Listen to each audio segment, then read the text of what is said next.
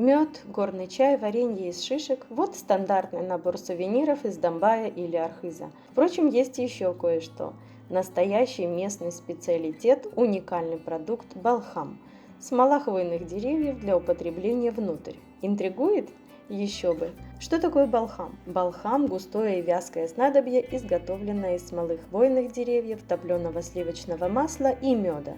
Ключевой ингредиент – конечно же, смола, которые придают балхаму как вкус и запах, так и полезные свойства. Для чего нужен балхам? Сосновая смола – мощный природный антисептик и потрясающее средство для поддержания иммунитета и лечения местных проявлений ОРВИ и простуды.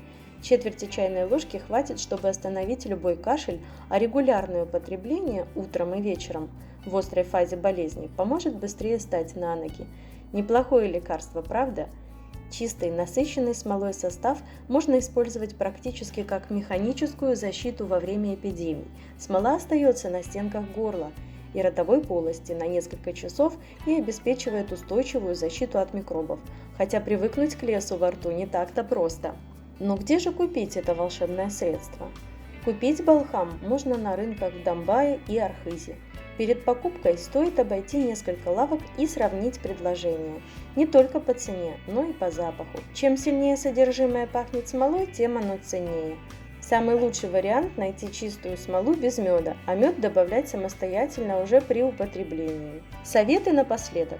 Стандартная порция балхама – четверть, а то и шестая часть чайной ложки, если в нем достаточно смолы, конечно.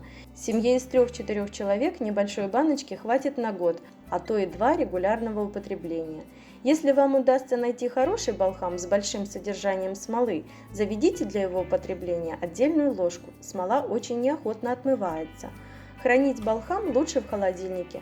Смоле, конечно, ничего не будет, а вот масло в составе может приобрести неприятный привкус. Можно ли давать балхам маленьким детям? Тут, пожалуй, как с медом. Если нет аллергии, то почему бы и нет? Запивать балхам лучше теплой водой или чаем. Или не запивать, тогда вся порция останется на стенках горла и ротовой полости, что тоже неплохо.